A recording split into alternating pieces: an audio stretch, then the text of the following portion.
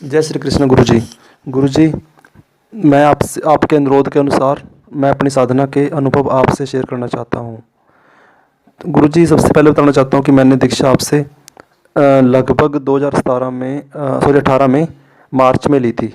और उसके बाद गुरुजी मैंने ध्यान की प्रैक्टिस शुरू की और लगभग 3 महीने ध्यान किया। और उसके बाद मैंने आपसे साधना के लिए कहा और आपने मुझे धन लक्ष्मी की साधना दी थी गुरुजी।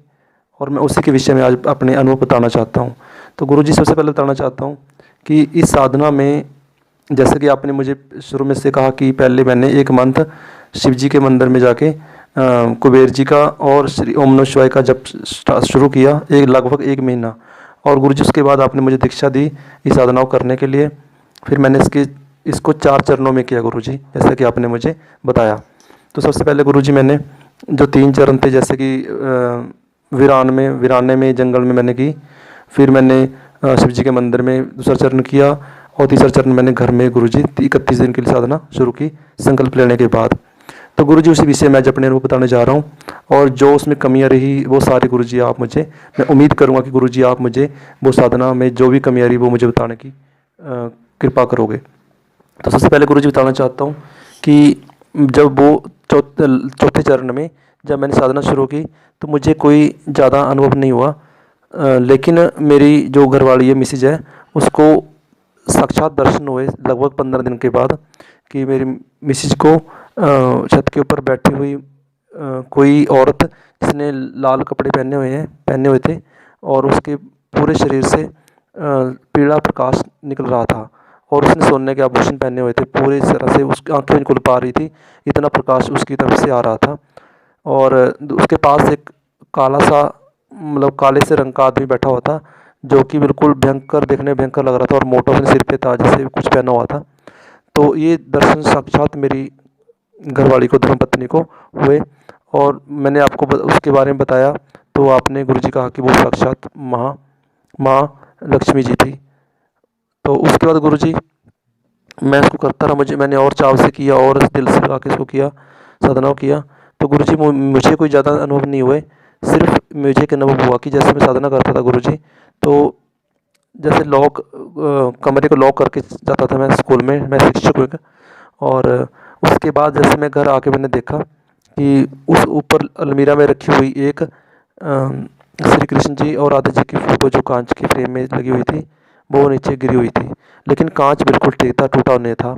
और वो किस तरह गिरी गुरुजी, कैसे गिरी और किसने गिराया, तो मैं नहीं जान पाया, क्योंकि रूम जो होता है मेरा, बाहर कमरा मेरे बाहर से लॉक था। और उसके कोई चांस नहीं थे, कोई उम्मीद नहीं थी कि वो गिर जाएगी। जैसे ऐसे ऐसे लगता था कि जैसे किसी ने उठाकर ऊपर से नीचे रख दिया हो, और बिल्कुल एक अच्छी कंडीशन के अंदर। तो गुरुजी, एक चमत्कार से कम नहीं था। तो गुरुजी, मैंने आपसे पूछा तो आपने कहा कि आपने इस साधना के अंदर श्री कृष्ण जी की फ़ोटो जो है वो नीचे रखनी थी चौकी के ऊपर, लेकिन वो मैंने गलती से ऊपर रख दी थी। और इस करके जो माँ लक्ष्मी थी उसने वो नीचे रखने के लिए मुझे एक आदेश दिया था। तो मैंने नीचे रख के साधना गुरुजी फिर की। तो गुरुजी, मुझे और कोई ज़्यादा अनुभव नहीं हुए पहली बार में। तो दूसरी बार मैंने गुरुजी आपके आदेश के अनुसार फिर साधना शुरू की। और दूसरी बार में मुझे पहले तो कई दिन लगातार बुखार रहा, बहुत बुखार रहा गुरुजी, बहुत बुखार। फिर मुझे डरावने सपने आने लगे गुरुजी। सब रात को मुझे बहुत सपने आते थे, जैसे सांपों के सपने आते थे रात को, मैं ऐसे कहीं से गिर रहा हूँ, कभी कट के मर रहा हूँ, कोई ऐसे बड़े अजीब अजीब सपने आते थे, डर लगता था मुझे। और फिर मुझे सांप दिखने लगे गुरुजी, सांप दिखते थे मुझे, रूम कमरे में सांप आ गया। ऐसे बहुत सारे अनुभव मेरे साथ हुए। और जो सबसे बड़ा प्रमुख अनुभव था गुरुजी, वो ये था कि मैं जैसे साधना बैठता था और उसके बाद उस साधना में मंत्र जप करता था, माला जप करता था आंखें बंद करके, तो जैसे मेरे शरीर के अंदर कोई बहुत ज़्यादा जो करंट होता है उस वो दौड़ रहा है, ऐसे तो ऐसे झटका लगता था एकदम से। और वो जो उस झटके से, मतलब आँख आँख खुलती थी मेरी, तो जैसे कोई चीज़ धुआं धुआं से भर जाता था और वो चीज़ जैसे गायब हो जाती थी, छूमंतर हो जाती थी। मतलब जैसे पूरी एक रोम रोम के अंदर कोई चीज़ दौड़ रही है, कोई चीज़ मेरे अंदर प्रवेश करती है। तो ऐसे हर तीसरे चौथे दिन के बाद गुरुजी होने लग गया था। तो इस तरह से ये अनुभव थे मेरे गुरुजी दूसरी बार की साधना में।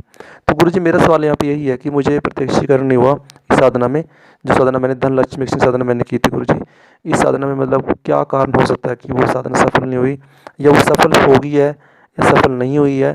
तो गुरुजी ऐसा मुझे मेरा मार्गदर्शन करें, और मैं सदा आपकी चरणों में, कमल चरणों में ऐसे ही साधना करता रहूं, और मुझे आशीर्वाद दीजिए और मेरी इस जो समस्या है उसका समाधान कीजिए। जय श्री कृष्णा, जय राधे।